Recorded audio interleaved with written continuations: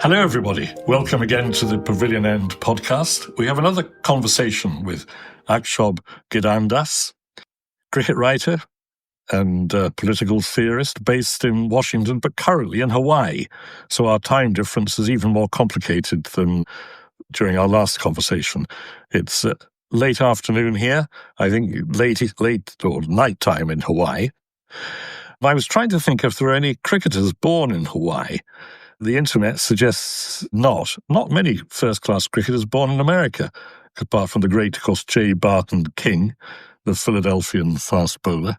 We must do something about cricket in America one day, Akshob. I think Johan Mubarak, of the Sri Lankan player, was apparently born in America.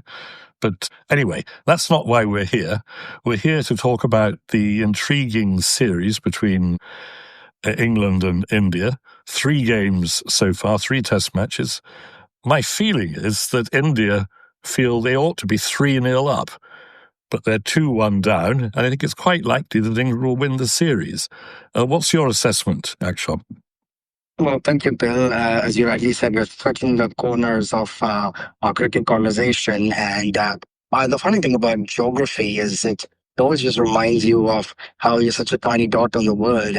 And I was just fascinated by the fact that not too far from here is Australia, and Australia is far from most places. And the time zone when you're in Australia is ridiculously far. And it's one place I would think right now it's equidistant from the Caribbean and Australia. So to combine 2 brilliant parts of the world. Right. But yes, of course, we're talking about the UK. I mean, this is a fantastic cricket series. We couldn't have asked for too much better. 3 great test matches, all gone 5 days, almost into the 3rd section, right? And I think the Lord's Test match epitomizes home of cricket.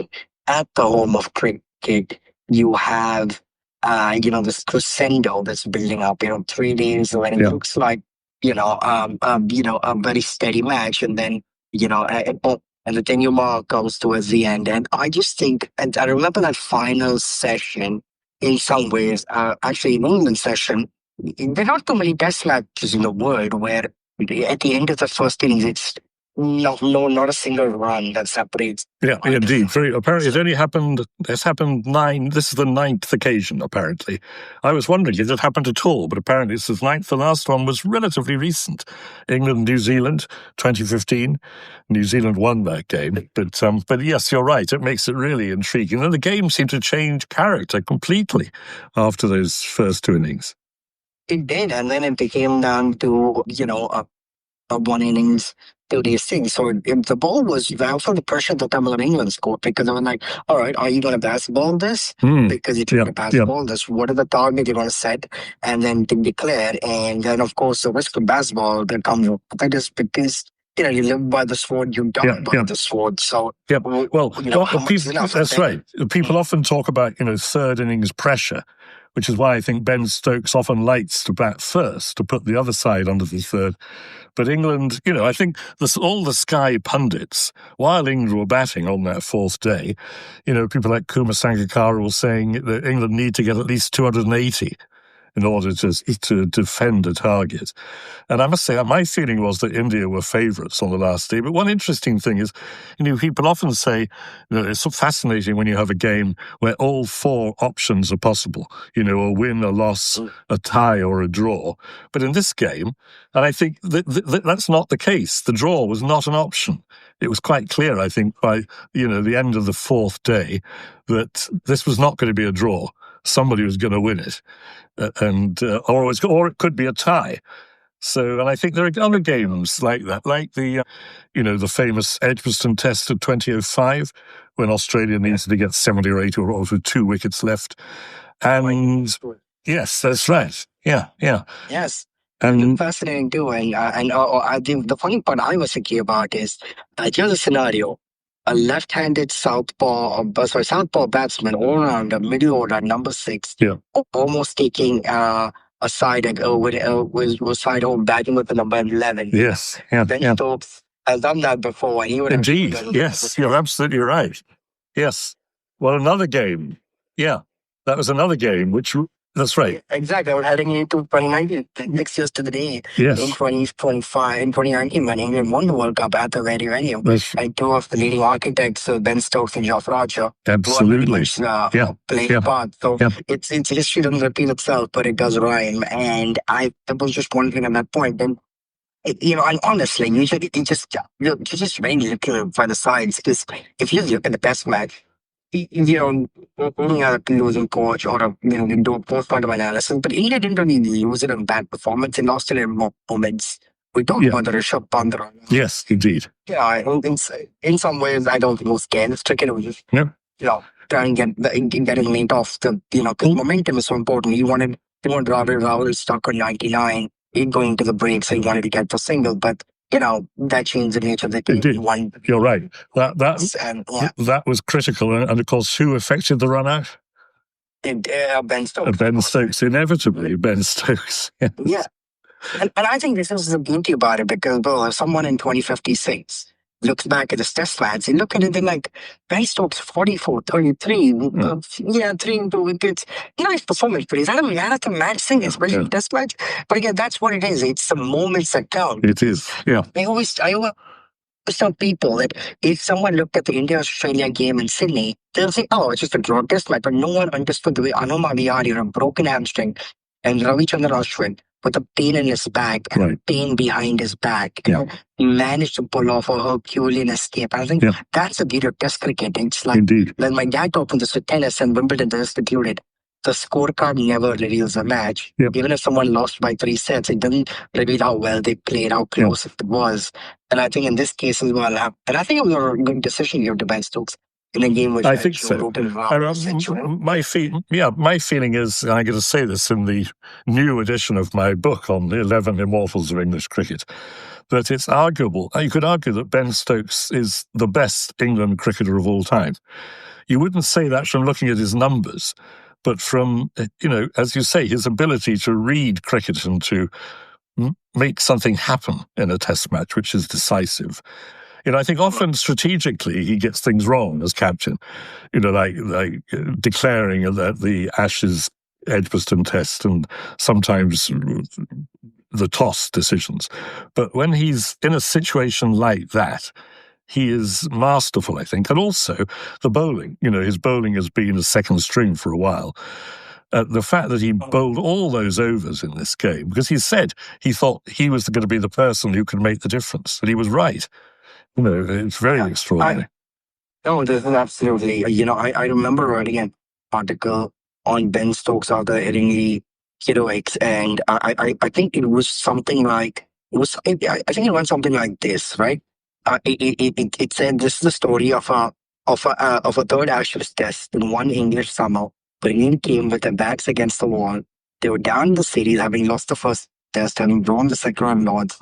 Then miraculously, against all odds, they recovered. And how they recovered to the Australia in the third test headingly, thanks to heroics of phenomenal all-rounder Chappell with both bat and ball. But enough about Ian both in Ashes and heroics. And I segued to Ben Stokes' hitting the innings, and I described that. I still think it's one of the greatest we ever seen played, because I think in a line, Bill, it was the technique of test and the temerity of T20. I mean, it was sheer brazenness, but there was a confidence in the brazenness, there was humility in the brazenness. The way he took on Yates and Lyon, Josh and comments, and he just tipped them to all sides of the ground. I don't think anyone's ever done that, because especially people think it's easy to do in T20. I actually argue it's hard to do in Test cricket because the bowlers are not over restricted. The field is not. The field doesn't have to be up in such situation. You can put 9 men in the boundary, just keep on bowler, and and then how do you back yourself? And Ben Stokes did it, and he didn't brilliantly. And I thought Jadeja almost had it. And I just think, again, it's just moments in the second innings. Yes. I was going to ask you that, if you felt that Jadeja played it right or should have been a bit more aggressive or felt he had no alternative. Both running out of partners. I think a couple of things. Again, moments have changed it, right? Like India got out for 192. India were not our favorites, right? But then it should have been the top order that kind of should have set at least some sort of innings. But Castles, I think the 2 wickets quit back to back, and even with 4 wickets down, you think there's still enough there. But again, Rishabh Pant on the day could have normally won the game, and just to chase yourself Rishabh Pant. But again, and I just say something very unlike the Bumrah ball to Stokes and the Archer ball to Rishabh Pant. Classic middle order of number 5 batsman, top England bowler, getting the stumps out. And, and that sets a cat among the pigeons. And I think just when it's going there, Washington got caught in board, right? Because, again, there are moments. More often than not, we're seeing cotton balls catches go down. He actually lost a thumb in there. Cotton ball. Yeah, I think also... I think Stokes' ball to Rahul as well. Interestingly, I'd been in Sri Lanka for the weekend, and I was introducing cricket to a friend from Los Angeles. In fact, she knew nothing about the cricket, but she was apparently quite determined to watch the last day on television back in Singapore. And I said, look, key figures will be Rishabh Pant and KL Rahul for India, Ben Stokes and Jofra Archer for England. And I thought I got that exactly right. And within half an hour, of course, Stokes had got Rahul and Archer had got Pant. It was really satisfying. Yeah, absolutely. And I thought the worry that Ben Stokes was doing himself in because especially bowling, was exactly. Yes. Over this thing, and especially when he's not one of the 3. Yeah. Well, I think it's going to make Australia start thinking about the Ashes. Because I think with these two, and hopefully Wood as well, England's attack suddenly looks different. Although England's attack, often people say, is England have a slightly mediocre attack. But since Stokes' captaincy, they do have a habit of taking 20 wickets in a match, which is what they've done consistently in certainly the 2 games they won in this series. So there's still hope here. I want to ask you a question on England's attack, though. Yeah, absolutely. I want to ask you a question on England's attack, but before I do, I think with the Jadeja question that you said was, because I think Jadeja, had he got those finished, he should have been the man of the match. Of course, absolutely. And I guess, And it just showed you that, look, Jadeja applied himself and got the house. And you just saw that in the first innings, most batsmen on both sides got into double figures, right? Even in India, there were vital runs from Karun Nair, Rishabh Pant, Rahul 100, Jadeja, 250. That made the difference. Washington that got the 10-15 runs, or what a 10-15 would have been. Nitish Reddy hung on for a couple of runs more. What would have been, Even just was that. And I think that's the problem with just the concept trying to farm the strikes, because, to an extent you can do it. At some of the crucial moments, you should do it. But I like the way Ben Stokes batted somehow with Jack Leach to an extent. He took the risk. You need to trust your number 11 sometimes because, look, at some point, if you don't do that, you're not always going to get a run off the 3rd or 4th ball. And what's the cliche you say cricket? Even if you give the guy 2 balls to face, one of them has your name written on it. And I just think that, we are at this, number 11s are Field and Gary Ketchup, Alan Donald, and Venkatesh Prasad, and Glenn McGrath. But the number 11 today is more of a number 7. Before we get onto your question, I just think we shouldn't forget.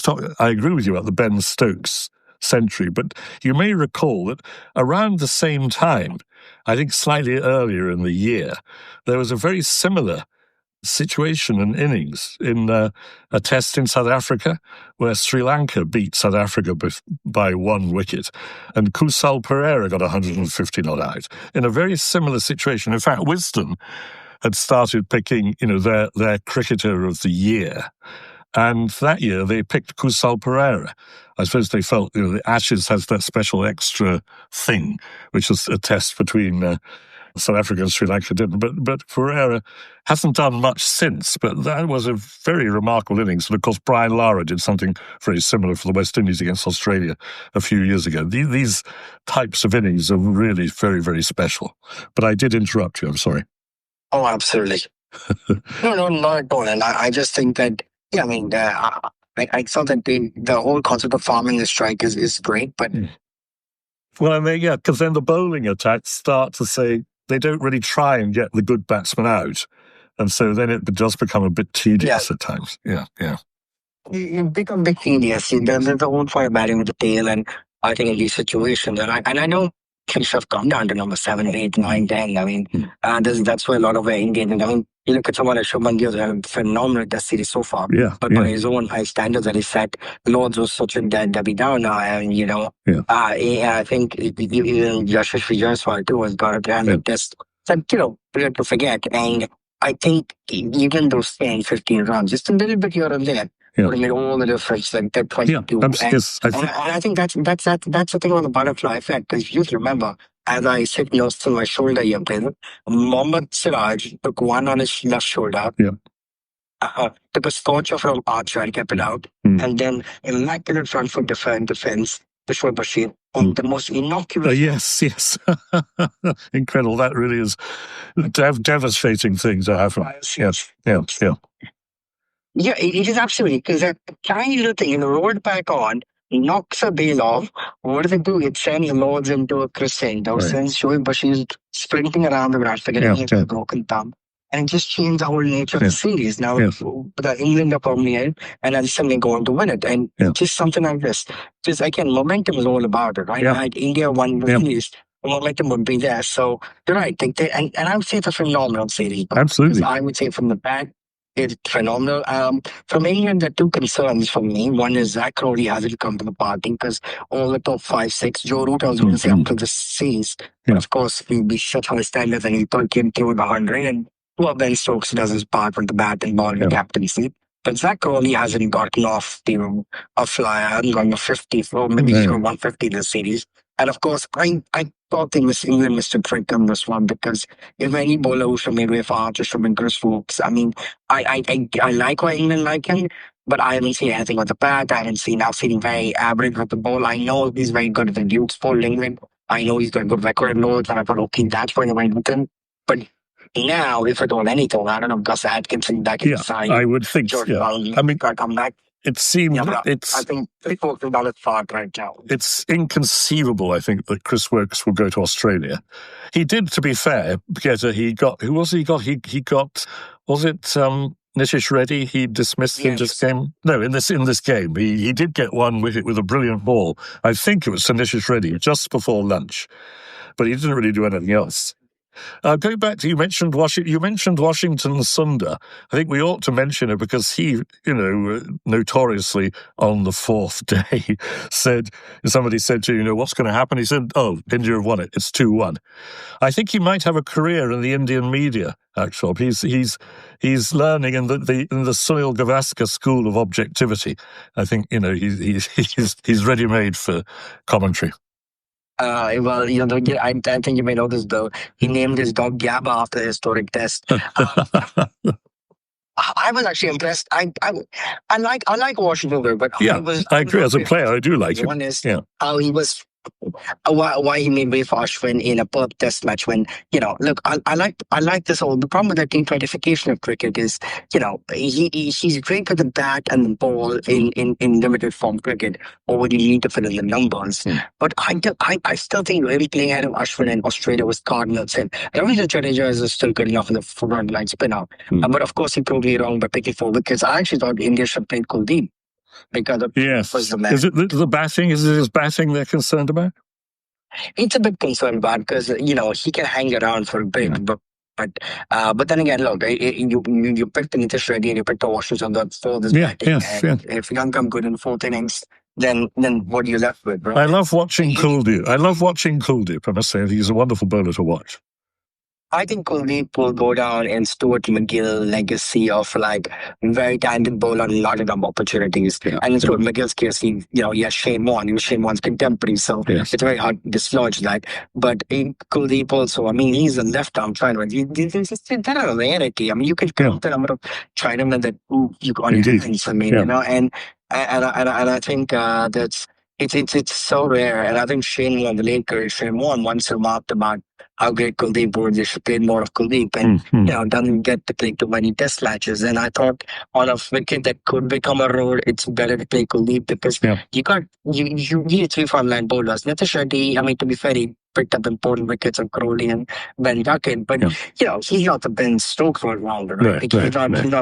He's Yeah, I mean, yeah, indeed. almost Yeah, like yeah. if Mark Elam were a little faster, or, or Matthew Fleming were a little faster. Of course, Yes, very obscure names from English cricket. but right. and it is really too someone I think who needs to come to the bat because he's not there to really pick wickets. Yes, 1 or 2 wickets, yeah, but you need to get some runs. And after the phenomenal boxing in Test 100, he hasn't really, he hasn't picked up in Test matches, but it's in a series of bats by getting the runs. Yeah. If you don't get runs, then there's something you're not doing right. Do you think Nayer's place is safe? I think for now, I mean, I think he's, I feel bad for the bloke after having gotten 300 against England in a test and then been in obscurity and then come back. So, I mean, he's very pleasure to watch in the eye and he's kind of gotten the Stokes about him. They could give Sai Sudarshan another run, but I think Nair is sort of where you would be at it. But that's the interesting question about Pant because Pant didn't keep given the injury he had. So, which means I was a bit puzzled about why is he allowed to bat if he's just told you can take the day off and you don't need to field and you can come back and bat in your normal position. I was wondering what the rules are about that. Yeah, I'm sure Bob's too, and I think my dad was telling me back in the day, with the substitute Gulfland, they couldn't be close to the field, like they couldn't be in slips, and they couldn't certainly not for keeper. So hence you would have someone like KL Rahul have to keep, which actually bringing back the question: that would they look at KL Rahul maybe not for a test match to keep and keep the batting going over the playing? I mean, talking about being easy on the eye, I think KL Rahul is my favourite Indian batsman, and now he's really getting some consistency. Now it seems maybe Gill or Jaiswal. I think just as much. I think he's a lovely player to watch. You don't agree? That's right. No, I agree. I think he's definitely, in some ways, I felt he's had a little bit of leniency with it's coming through a little bit right now. His other mate, Mayank Agarwal, who stepped in for him, was also, I felt, pleasure to watch in the eye. It was, not really in scheme of things. I need to check what's happening there. But I think you're right. I think when KL Rahul comes good, he comes good. And I think he's sort of the next intermediary of players, like the fact that, KL Rahul and Dave was a little younger. Like, cricket in generation is a very funny term, right? Because generation only 10 years apart. But like you would say, Sachin is, Kohli is the next generation of Sachin, but it's, they still playing together. So, but it's like, when someone's coming in from one going, Pant is the next generation of Kohli and Rohit Sharma. But Rahul is in between both. He's not old enough to retire, but not young enough to be a youngster. So he's in his early 30s. So maybe he feels... So I think that... Maybe he feels that with Virat and Rohit gone, there's more responsibility on him, because he is by far the most experienced batter in the side now, I would think, right? Yes, absolutely. I think he is absolutely the most experienced batter. In fact, I was actually a little surprised that I wouldn't have really thought of Shubman Gill for captaincy, although he's come good at the bat with captaincy, because I thought, if anything, Rahul sort of has the mold. I guess Jadeja a little more senior, and I'm surprised they didn't go to Jadeja, but I guess sometimes there's a perception game. Maybe they don't see Jadeja as captaincy like, and it's sort of goes to a number 3, number 4, a batsman that's sort of their bias right now. I would have Rahul more. It sometimes looks It sometimes looks as though Rahul may be directing operations with field placings and things. I'm sure he has a view.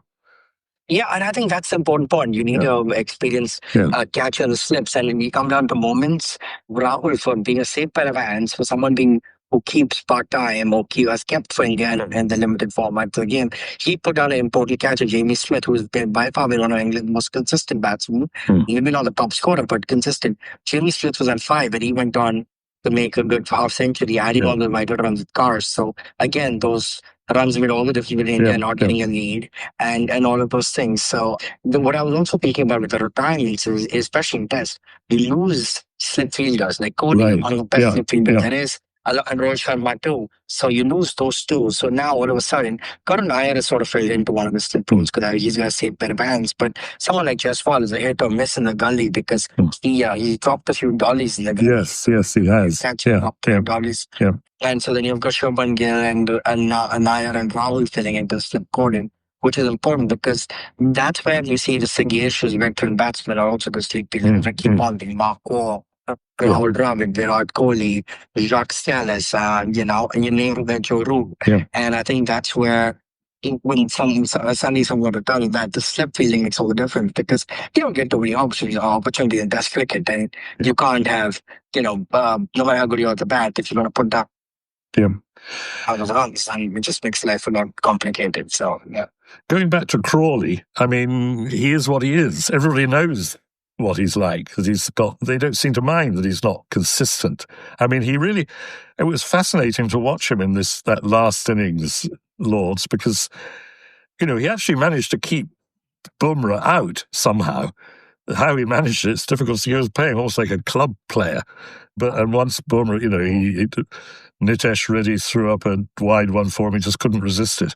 It's very frustrating, but that's the way it is. I think there's no doubt that Crawley will be going to Australia almost whatever happens in this series. Yeah, in fact, I think the funny part is really got a taste of when mentioned the delivery he got Crawley out. I think it was similar to the one that I think in the first inning it was Stokes for him out. Right. And it was very similar. Yeah, I think that's a subtle part. I thought Crawley more like Duckett would be more of a threat because Crawley's just got that lanky, broady look about him. In fact, I was sitting next to a gentleman from Kent today, and my first recollection of Kent is it's been a while since I can name I would take Kent. Yeah. And then, and he smiled. That's what he has. Yeah, to be fair, I liked what I saw last Ashes in Australia as well as this. And I think England had the top.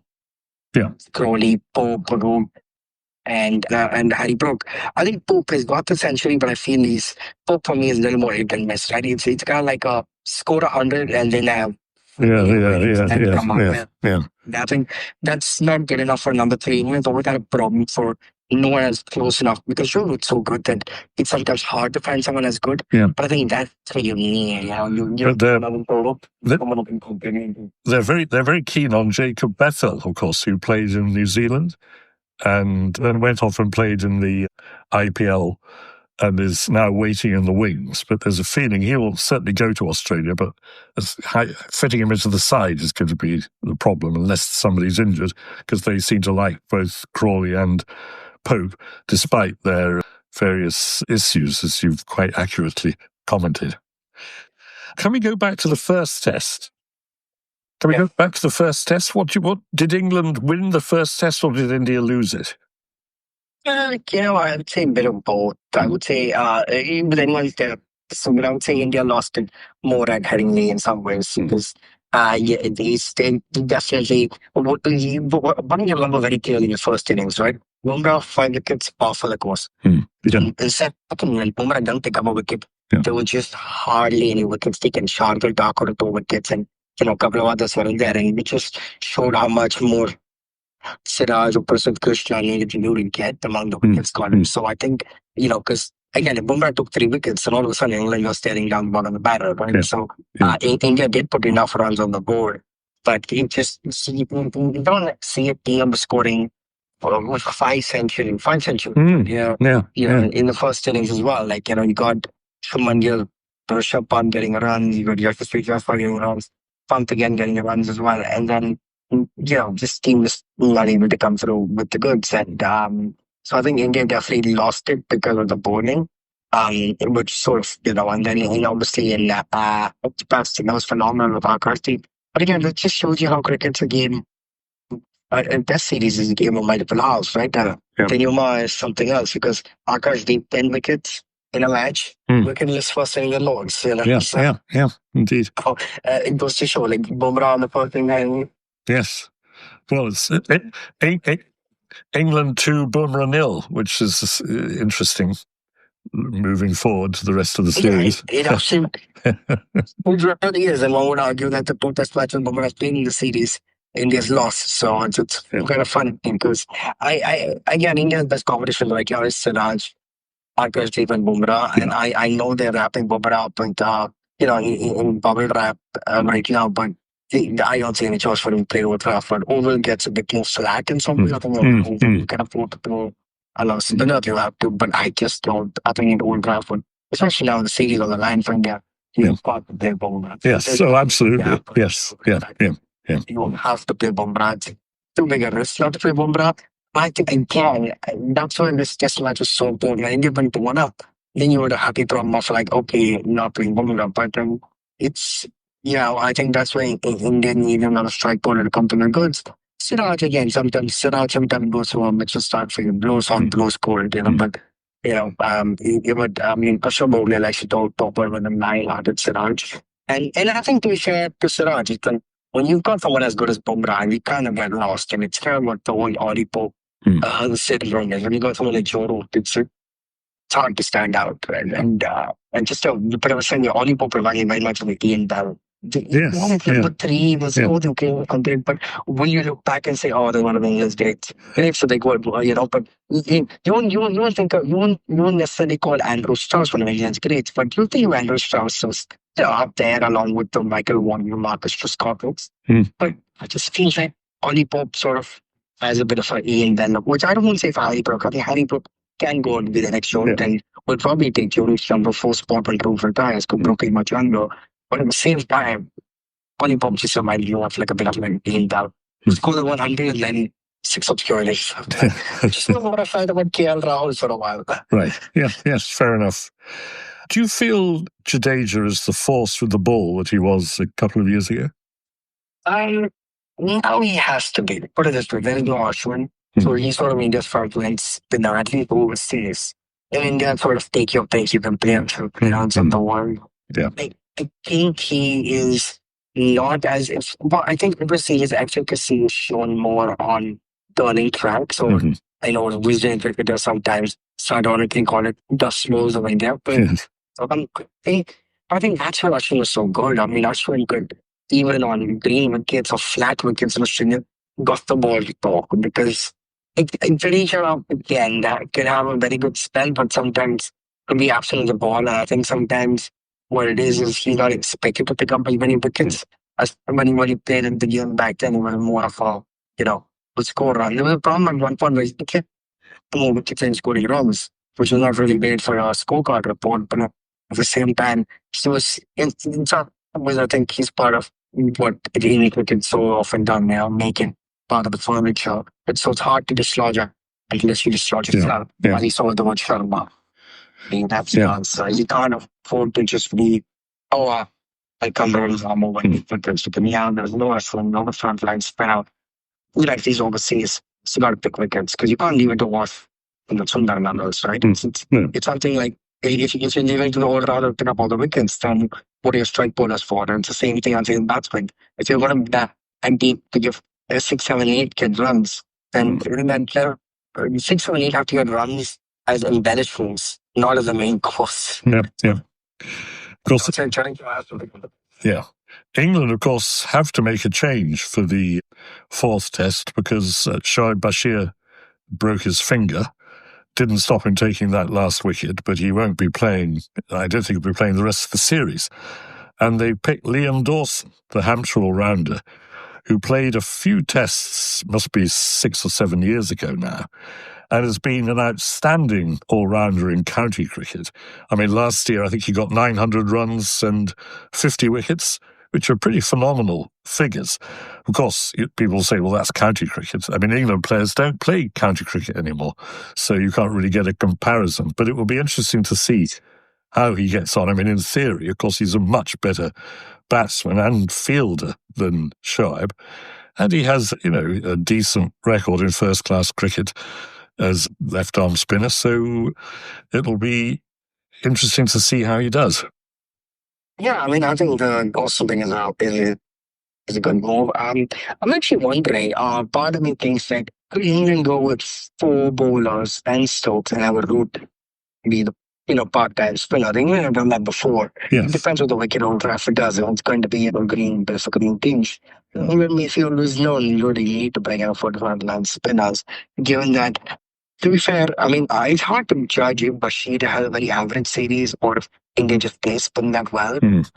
Yeah, because Shoaib Bashir almost, and like Rishabh Pant took like a dog takes the water, and Rishabh Pant tends to do that to spinners. I mean, if Rishabh Pant had done that to Jack Leach, and he does that to Nathan Lyon, the best off-field in the business, with almost disdain. But also with Shoaib Bashir, and to be fair, it has been a batsman's paradise so far. So it's hard to tell, but his efficacy. Yeah. So I don't know if William Dawson coming in would. Yeah, I mean, of course, maybe. Yeah. the last Test match in Old Trafford, you recall, was the fourth Test against the Australians, the fourth Ashes Test of 2023, which I think is the only Test match in the Stokes era, which England have drawn because it rained. It was when Zach Crawley got 170 and England were all over Australia. And it was so unfortunate. I actually think that England were rolling to go, and I think England should have. And I really wish the game had gone on and we won it, because that would have been a very miraculous comeback from the Ashes to come back to win and talk about 1% of football.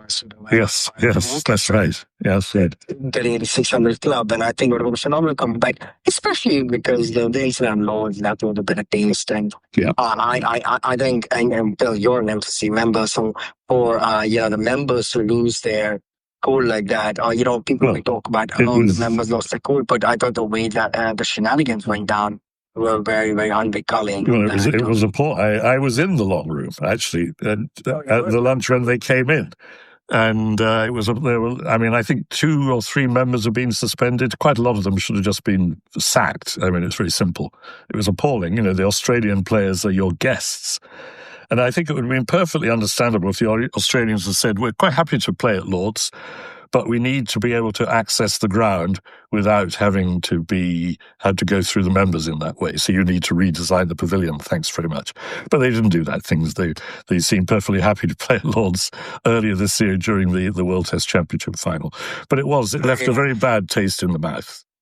I mean, the incident was unfortunate, but I think Bairstow had tried to do the same thing himself in the previous test, but failed. So he can hardly say as such appalling conduct. Yeah, and again, Ben Stokes almost pulled off any heroics thing. So it all goes to that it's Bairstow. I'm not. Again, it's a very if-and situation. Or the different approaches in the rise around if Saddam and pop some fans, there would be no thinkers. I actually wonder about that. And although I don't remember a funny headline with Alex Carey, it says Pariah Carey. So that's quite good. Yes. Yes. Anyway, what other funny headline? What do we think is going to happen in the next 2 tests? Yeah, I was thinking of the Old Trafford test, and I think it's had these mixed bags. 205 Ashes, again 9 wickets, almost home when Australia pulled off. Australia not regained the Ashes, but we're going to look to win the regain the Ashes rather in the 2019 one, and then of course the Old Trafford one. So Old Trafford has a funny, thing of throwing up some interesting tests. I think from India's perspective, I don't know where to make change unless the pump thing comes in, because I don't see where you're going to really make changes unless you bring in batsman for Karun Nair. But I think Karun Nair hasn't done enough to be dropped. He hasn't done enough to get a mention, but hasn't done enough to be dropped. And sometimes that is a safe spot. But I just think maybe not for Old Trafford, but I do want to see Kuldeep in the series and these are proposal. I do think if they Bumrah, you can't risk being Prasad in our current team and say that's your way to go about it. I think Washington will play after his 4 wickets this thing. And it's a shade play. So I don't think India will make too many changes unless the Bumrah not playing. For England, they definitely have to make right folks. Now, you're mostly seeing that if that's the case, because now you have Bashir and then no Woke. So they're not from this competition. When Josh Dunn come in, does Atkinson come in? Does someone else come in with Archer and Cars? And I think that's going to be a 4-pace attack with Stokes with this. I'm tempted thinking it won't be a 4-pace attack given how much Stokes is bowled or not. Or maybe Baz and Tim Southee could tell him, hang on a minute, for strain yourself too much. You've only got to bowl 8 overs per innings. And which is very less by standard. So which means they don't rely on another seamer to come into the task. And have Joe Root, bowl some velocities. He's little more than partly off spin part-timer. I think having won the game, England will be disinclined to make any changes apart from the enforced change of Dawson for Bashir. So unless they feel Wokes now needs a break, I don't think they'll drop him. I think they might rest him. But I don't know if Atkinson's fit. He certainly hasn't played any cricket, since he was injured. I suppose, but they could bring Tongue back again, I suppose. They like Tongue, I think. Yeah, they like Tongue. I don't know why I think Tongue and Selford picked up most English wickets until this test has started. So I don't think Tongue could have shown much to play inside. I think Shimon Holmes. And of course, Tongue adds a sort of pace that Wokes don't have. Yeah. I'm a big fan of Mark Wood. I know I'm like listening to the guy didn't get injured so much. I don't mind with that kind of pace. I mean, I think one Ashes series, I thought the best bowler on either side. Back on Australia, Mark Wood for England, and I just didn't think the more than our choice. I just love watching Mark Wood. I think he's I agree. No, he's a great character. A great character. And that teammate. Of course, he's been injured for a long time, but I heard an interview with him quite recently talking about coming back into that Ashes series. He came back, if you remember, I think to the Headingley Test and helped win it. And of course, people say, you need to have a lot of cricket to get ready to play in a test match. And he hadn't played at all. And he said it was fine. It didn't bother him. He just felt fresh and ready to go. The fact that he hadn't played, 5 county matches or whatever before the test match really wasn't an issue. So hopefully in Australia he'll be ready to go. But I don't think he'll be ready. I don't think he'll be playing in this series. Yeah, I don't think. Yeah, I reckon we'll be playing in this series. So can you just leave Atkinson? I know there were a bit of a race to getting Atkinson and Woods after, but I think it's been a phenomenal series, right? I mean, it can win any one series. 3 quality test matches gone on for 5 days. It's been quality cricket, and I think it's also a good thing to see the next generation cricket coming through. I wish Jaiswal gets a couple of more runs because he's got a phenomenal cricketing story and. It gives Shubman Gill, averages 200 in his series. Yeah, I agree. Even though he had some very average innings. And I think that's why you take a bull by the horns. It's being a captain of India is a very complicated 4-layer cocktail between how you handle the media, how you handle the fans, how you handle the board, and how you handle the pressure. So, you suffer too fast or drink it too big or whatever. You gotta have a hangover. And I think one person really seamlessly will have a Stoney. Absolutely, of course. I think so many should get time. Yes, so far as the answer for him for that. Because one of the things I'm very disappointed with him bringing the series in Australia, of all the disappointments with India, the bad was one of Shubman Gill. Because in the previous series, he had a phenomenal 19 gap and set up the chase so well. And instead of the batsman risk and about, I only want to tell you, if you're number 3, number 4, which is why I worry for someone like Ollie Pope is the 13 and 14 are not going to do. But you get hundreds and big base hundreds, And then it's sort of answer that so far. But then once we get it's still early days, so we've seen what is captaincy, how it goes for the next step. Which is why I think he's still a young captain, that's what we need in the older generation.